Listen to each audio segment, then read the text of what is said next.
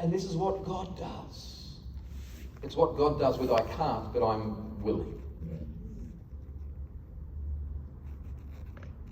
I'll ask Glenda to come back. We're about done. But early in this ministry journey, God had another really important lesson to teach me. And again, it was here in Brisbane, and it was a large school in a socio-economic area that had a lot of struggles. There was over 2,000 students in this school. But there was a group of young Christians in this school who wanted to get together every Wednesday at lunchtime and just have sort of a inter-school fellowship kind of deal going on. And this is back, we're talking, late 80s, early 90s, where you could still do that kind of thing in schools. What a vastly different landscape we live in today. And they said, well, could we come in and do a concert to kind of just promote the fact that this was going to be happening on a regular basis? And we said, sure, and there's an outdoor amphitheatre there, and we came and set up our gear. And there was probably seating for about 300 kids, and they all came and filled up the place. And we started off with a couple of songs, and I just began sharing a bit of a testimony. And probably about 10 minutes in, there was a group of 5 or 6 young guys who filed in and deliberately sat in the very empty front row, and like, we're here and they're kind of there.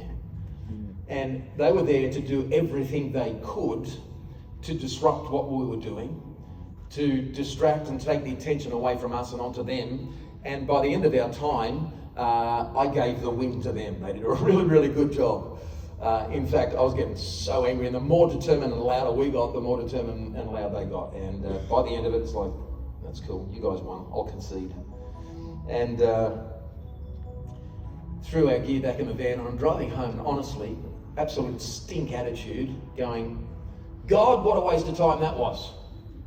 We could have been somewhere else doing something better with our time, and just foul attitude. Well, God didn't allow that attitude to continue for long. I had a huge lesson that I needed to learn.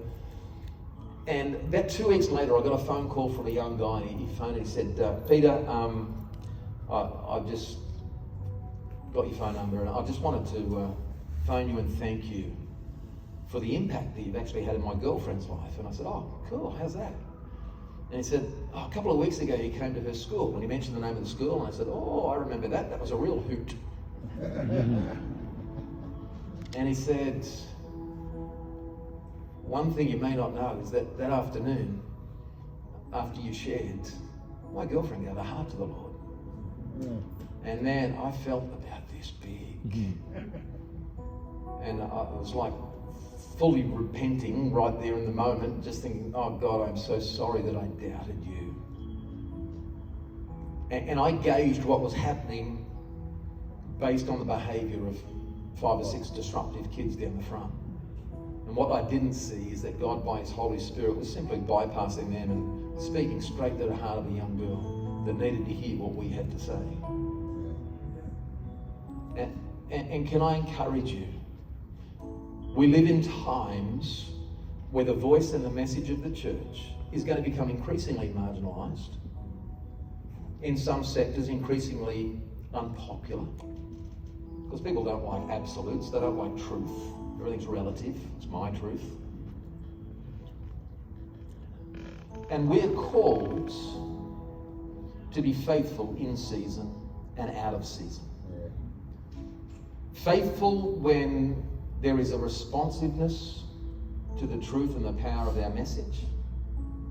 Faithful when what we perceive in the natural has been a negative response. But what does the prophet Isaiah say in Isaiah 55 and 8? My thoughts are not your thoughts. Neither are your ways my ways, declares the Lord. As the heavens are higher than the earth, so are my ways higher than your ways, and my thoughts than your thoughts.